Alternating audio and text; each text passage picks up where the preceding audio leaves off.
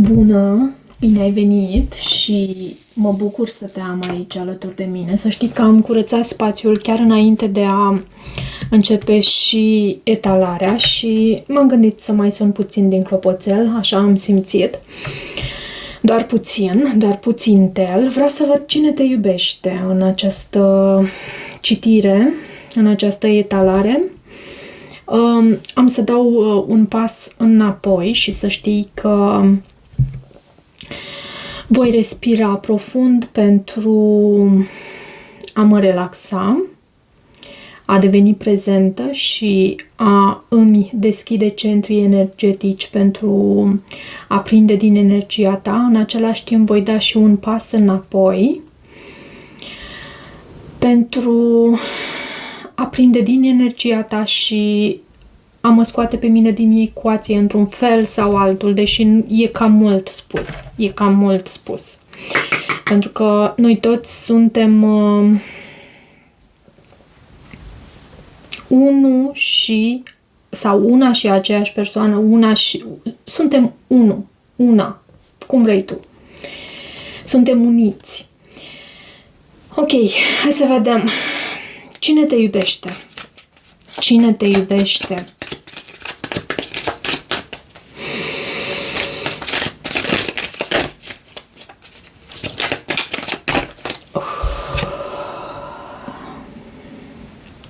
Eliberare sau libertate. Freedom and surrender, văd aici.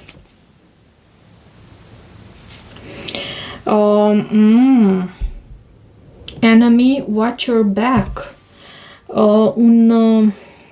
Bine, nu am să spun că îți este un inamic, persoana care te iubește, dar văd această atenționare totuși la baza pachetului care prezintă așa ceva, o astfel de idee. Grijă, atenție la ceea ce se întâmplă între tine și această persoană. Cine te iubește? Cine te iubește? Ok. Call, hearing from them. Se pare că vei auzi sau ai auzit recent sau urmează să auzi și din nou aceeași carte. Să auzi de această persoană, voiam să spun. Call, fie un mesaj, fie un telefon, ceva de genul acesta, mesaje online. Cine te iubește? Cine te iubește pe tine? Cine te iubește? Au venit o grămadă de cărți. Am impresia că o parte sau cel puțin una s-a întors în pachet și vreau să verific. Nu văd deocamdată. Voi verifica și după aceea. O relație karmică văd aici, dragilor, și toxicitate. Avem la baza pachetului aici. Energia masculină divină de asemenea, cu anumite probleme și nesiguranțe în ceea ce privește stima de sine. Dar avem aceste cărți aici și avem această intervenție divină și văd că între tine și această persoană e o perioadă de pauză, e o perioadă pentru reflecție și e un lucru binevenit, să știți, pentru că în acele conexiuni foarte intense de iubire, noi avem tendința să dăm atât de mult din ceea ce suntem noi, că ne pierdem pe sine, ne pierdem pe noi în acele conexiuni și dacă continuăm să oferim, ajungem în burnout, ajungem să ne dăm seama că nu mai avem energie pentru a oferi. De fapt, avem noi nevoie de acea energie a noastră, să ne recuperăm. Și oricum, asta duce la pauză. Și în funcție de caz poate duce și la alte lucruri. Văd că cineva suferă, avem aici această durere agonizantă și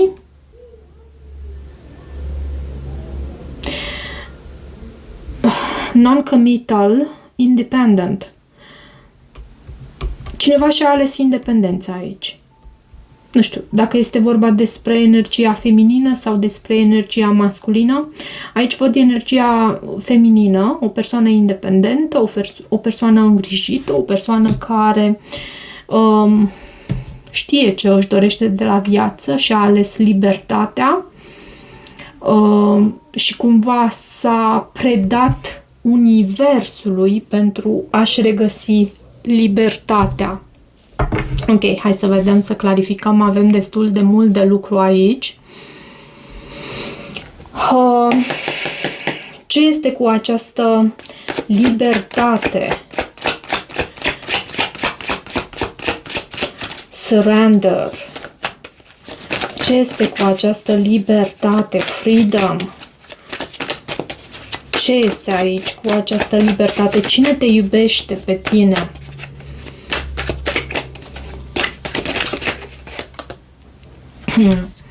Trei de spade. O persoană care ți-a rănit sufletul.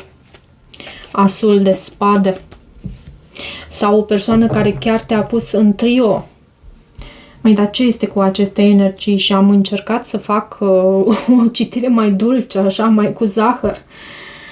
Dar cu zahăr, cu miere, cu lapte, cu miere, dar văd că da, de data asta am prins niște energii. Cineva și-a ales libertatea să se elibereze din această conexiune, o persoană care poate nici nu este dispusă să aibă un angajament serios, din ce văd eu aici. Lucrul ăsta a rănit. Ce este cu aceste cărți aici? Freedom, Surrender și Treiul de spade. 9 de bâte. Acel sentiment de m-am săturat, nu mai vreau, nu mai pot astfel, nu mai vreau în acest angajament, în această căsnicie, în această, pentru că avem Hierofantul aici. Dar, crede-mă, din câte văd eu aici, avem Hierofantul, așa cum ți-am și spus anterior, e ceva ghidat, e ceva, da, o intervenție divină și o perioadă necesară pentru tine, pentru reflecție, pentru că, așa cum am spus, în relații noi avem uneori tendința să ne pierdem pe noi și avem nevoie de acele momente de respiro, indiferent din ce motiv, avem nevoie să ne regăsim pe noi. Hai să vedem. Și ce este cu acest call, hearing from them? Poate această persoană se gândește. Eu cred că ești tu în această energie, și anume o persoană care s-a eliberat și a ales independența.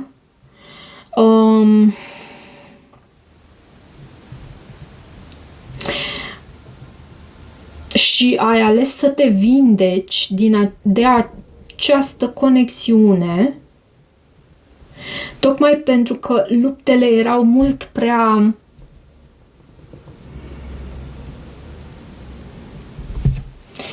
dar urmează să auzi de această persoană, totuși. 10 de monede, poate fi chiar o persoană din comunitatea ta și 4 de spade din nou. 4 de spade, bine, că până la urmă poate vorbi și despre vindecare.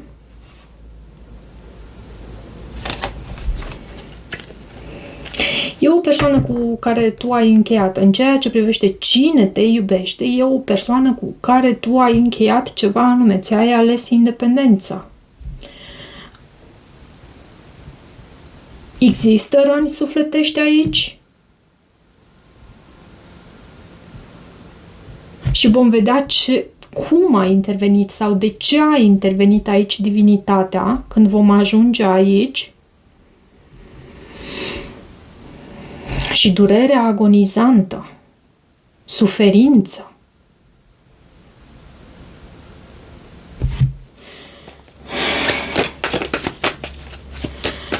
E o relație toxică. Și am văzut aici acest card cu care vorbește despre karmic relationship toxicity, relație karmică și toxicitate. Ce este cu acest mesaj? Noutăți din partea acestei persoane? Ce este cu aceste lucruri aici? Și 10 de monede. Mai dăm câteva informații, te rog, spirit. Doiul de monede. Cineva jonglează. Cineva se joacă. Își dorește un nou început. Își dorește un nou început, dar nu văd aici nimic sigur, nimic cu securitate, cu stabilitate. Sincer, nu văd ceva cu stabilitate. În afară de acest 10 de monede, care, într-adevăr, hai să cer separat ce este cu acest 10 de monede.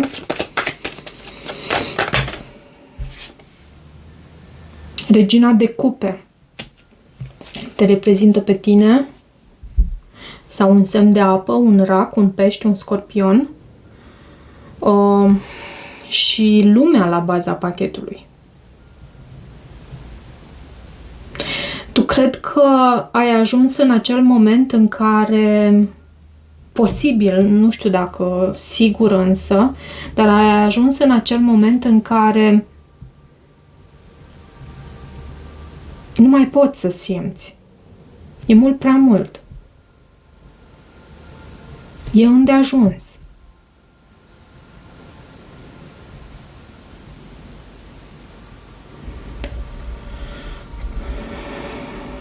Da, și poate fi cineva din comunitatea ta. Deci această intervenție divină și timp pentru reflecție. Nu e o citire light, nu e o citire light de data asta. Mi-aș fi dorit, chiar mi-aș fi dorit.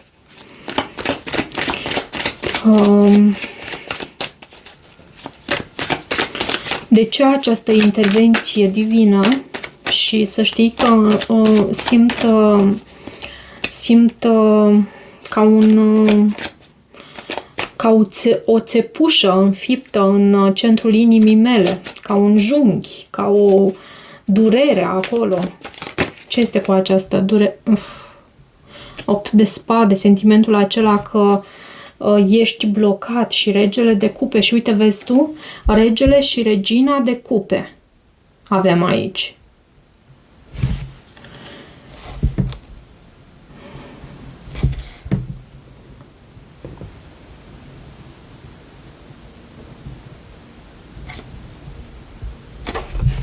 Ce este cu acest 8 de spade? Ce este cu această intervenție divină? Ce este cu această intervenție divină? 10 de cupe și 6 de monede.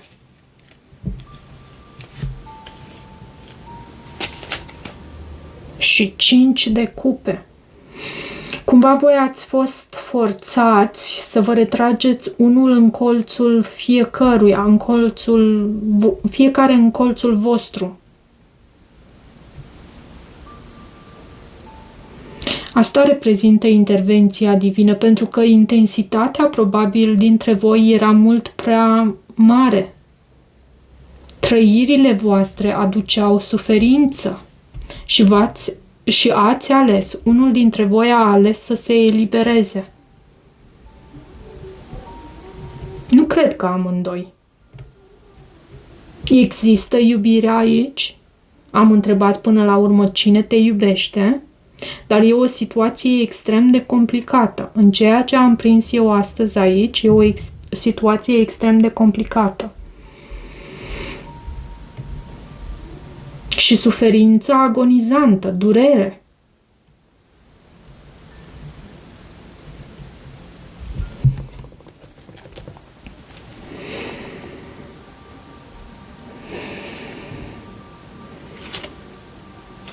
De ce a intervenit divinitatea aici?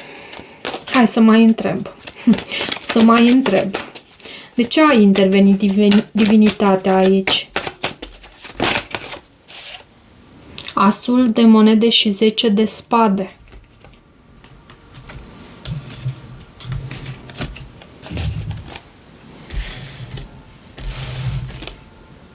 Și faetonul, poate să existe și o distanță aici între voi. 10 semnifică o încheiere de capitol, ceva cu finalitate, din cauza unui blocaj.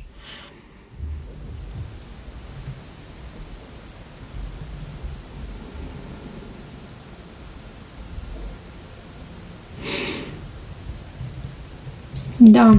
Ce este cu acest as de monede? Era un as de monede pentru tine sau ce se întâmplă aici? Asul de monede, 9 de spade, magicianul și prințesa de cupe. E vorba despre o renaștere aici. Văd și judecata la baza pachetului. Nu pot să spun că văd neapărat un trio. Nu pot să spun acest lucru. În afară de această carte a 6-lui de monede, care uneori poate să reprezinte și așa ceva, o persoană care oferă în 2 locuri, sau altor 2 persoane, nu văd asta, dar mă duce foarte mult cu gândul la așa ceva. Uite, văd și acest cavaler de bâte.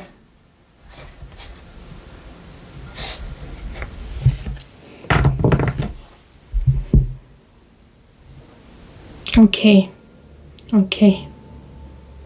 Și ce este cu această durere agonizantă? Ce este cu această suferință? Ce este aici? Ce energie am prins? 4 de spade, cumva asta voi... Și roata norocului, asta se urmărește să se schimbe, asta se vrea să se schimbe, să existe vindecare, să pur și simplu cumva legătura dintre voi, unul lângă celălalt, nu vă mai era bine. Exista doar suferință acolo și era ceva agonizant, iar universul v-a făcut time-out, cumva. Pentru că durerea era agonizantă. Și pentru a vă vindeca, pentru a schimba ceva aici, văd roata norocului. Poate să fie existat și ceva cu opțiuni, văd și 7 de cupe aici, nu e obligatoriu, dar avem și acest non-committal pe care trebuie să-l luăm în considerare de asemenea. Mai dăm o carte pe această durere agonizantă și 4 de spade. 4 de spade este acel moment în care tu te retragi în colțișorul tău pentru a te reface după această suferință și nu îți e ușor. Te rogi, meditezi, văd lucrul acesta.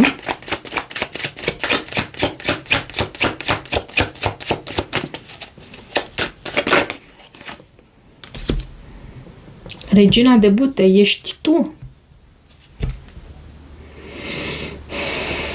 Și cavalerul de monede și Regina de bâte vorbește și despre curaj, vorbește și despre abilitatea asta de a merge înainte, chiar atunci când îți este greu și cu capul sus. Văd că tu treci prin acest proces de vindecare, nu îți e ușor, nu îți e ușor deloc și cred că nici unuia de altfel. Acest cavaler de monede îmi vorbește despre faptul că lucrurile se petrec destul de încet, această vindecare, această întremare, pentru că tu asta faci acum. Încerci să te pui pe picioare pe tine. Nu îți este ușor. Și cavalerul de bâte din nou și steaua. Ce este cu acest non-committal? Regele de cupe.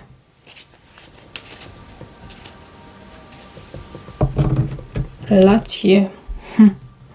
Relație karmică și această persoană care...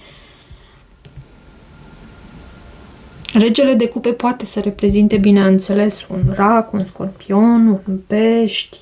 Văd scorpion aici la baza pachetului cu această carte, moartea. De ce face persoana asta așa ceva? De ce face asta? De ce face asta? A venit cavalerul de monede, cavalerul de bâte, asul de bâte și pajul de monede. Și steaua.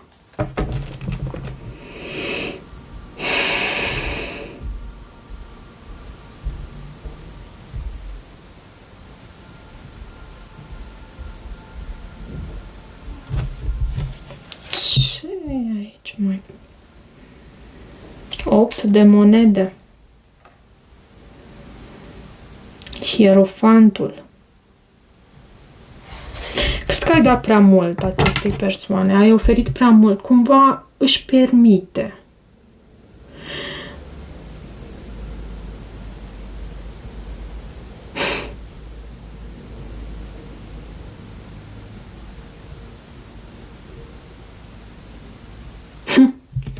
Și ce este cu acest paj de monede?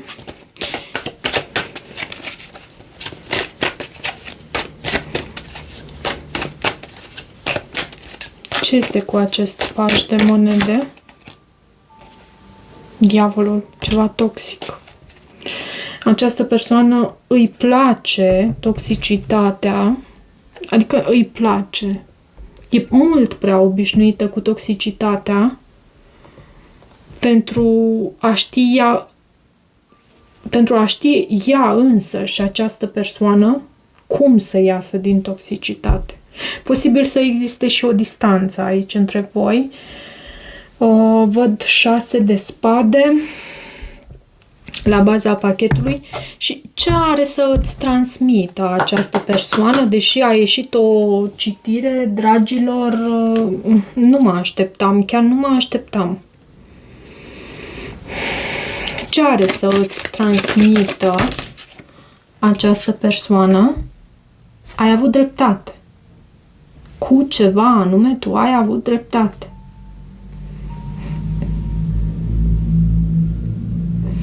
Această persoană și-a ales libertatea și este totuși persoana care te iubește.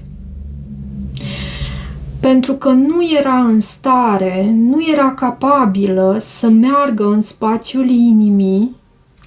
Uită-te și tu cum acest 9 de bâte stă aici, rănit.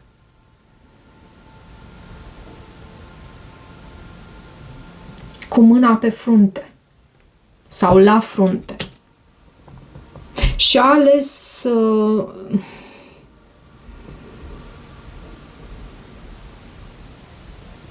și avem regele și regina de cupe. A ales să trăie... Și scuze că merg merg cu gândul mult prea repede cumva și nu reușesc să țin pasul cu ceea ce exprim. Regele și regina de cupe reprezintă acel cuplu care se iubește și este o iubire autentică. Există iubire aici.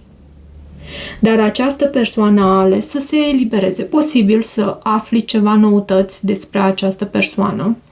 Văd că jonglează și a existat această intervenție divină pentru că era înspre binele tău mai înalt ca tu să te vindeci de această durere agonizantă. Văd că tu faci pași în acest sens. Te văd și abilă și capabilă și curajoasă și încă ești cu fruntea sus cu această regină de bâte. Dar pe această persoană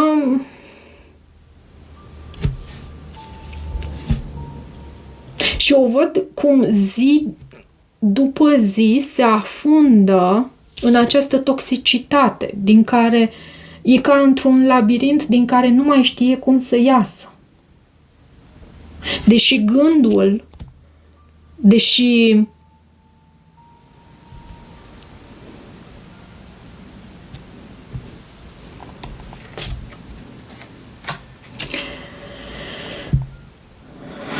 sufletul lui este la tine.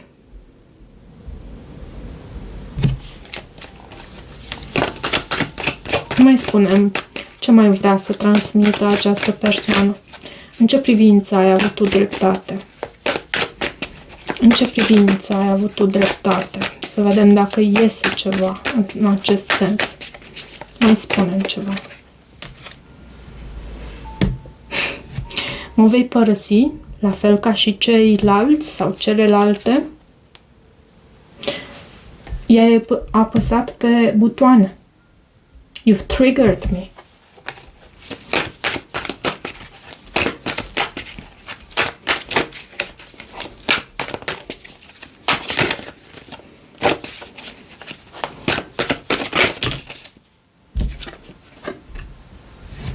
SEX with you. Și am fost rănit de tine.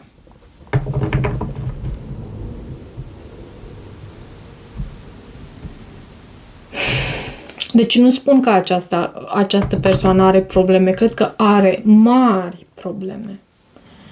Și nu probleme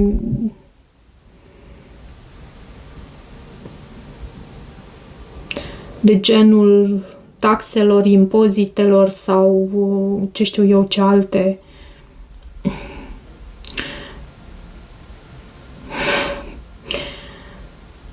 Nu te merită. Și e o relație karmică și avem acest divin masculin și văd nesiguranță la această persoană. Și văd că iese în oraș, are întâlniri, are parte de întâlniri. Văd că există tăcere între voi. Nu există. Posibil aici, v-am spus, fie tu te aștepți, fie tu aștepți ca această persoană să vină în direcția ta cu acest call hearing from them, fie posibil chiar să auzi de această persoană. Dar acționează ca și cum ar fi singur și totuși te iubește. Hai să văd, pentru că m-a făcut și curioasă această energie. Ce simte cu adevărat această persoană pentru tine? Ce simte cu adevărat această persoană pentru tine?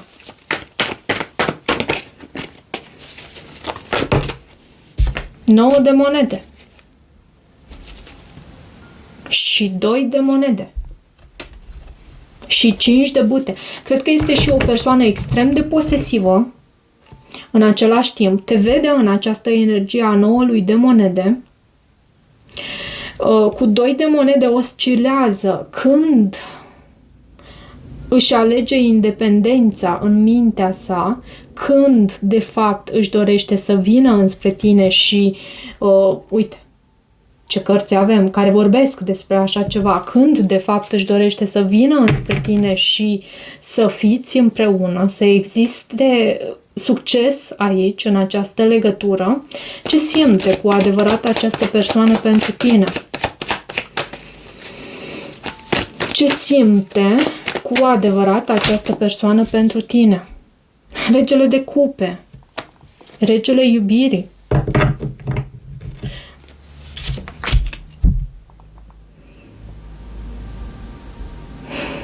Știi ce îmi venea să spun aici când am văzut această carte, moartea, la baza pachetului? Acestei persoane sau această persoană simte că a murit pe interior. Această persoană nu mai trăiește pentru iubire, pentru suflet, pentru a iubi, pentru a avea pace și liniște sufletească. Această persoană trăiește pentru aceste plăceri. Uite. Avem cavalerul de bâte, asul de bâte, diavolul. Hai să văd și un sfat pentru tine, pentru că nu vreau să te las astfel. Vreau să văd și un sfat pentru tine.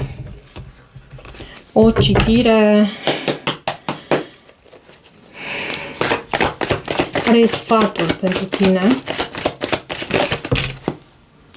Spânzuratul. Este cartea peștilor.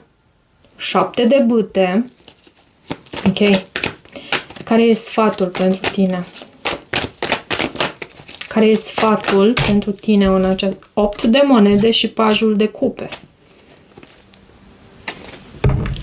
Știi cum e? Dacă vrei să mai continui să repari ceva anume aici cu această persoană, sfatul este să o faci, însă nu aduce cu tine, să nu aduci cu tine acea energie din trecut care descrie dezamăgirea ta, tristețea ta, lacrimile tale pentru ceea ce ai investit în această conexiune. Nu aduce aceste lucruri cu tine. Nu. Deschide-te, dar într-un mod ușor, dacă această persoană, bineînțeles, alege să vină înspre tine. Nu oferi totul. Da, poți să te deschizi. Cărțile cel puțin asta vorbesc aici. Dar, în primul rând, trebuie să vezi deschidere din partea acestei persoane pentru a vedea dacă poți să te deschizi și tu întru totul. Da, foarte interesantă energia aici. Cam atât pentru această citire, dragilor. Cam atât. Persoana asta te iubește, da, te iubește, dar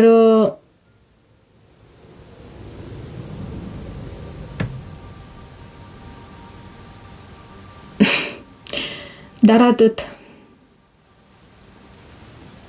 E o relație mult prea toxică și mă opresc aici pentru că văd totuși și sfatul pentru tine.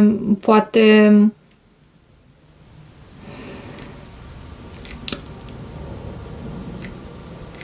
tu știi mai bine. Tu știi mai bine pentru tine ce se întâmplă aici. Vă rog să-mi lăsați în comentarii dacă rezonați cu acest mesaj și toate bune!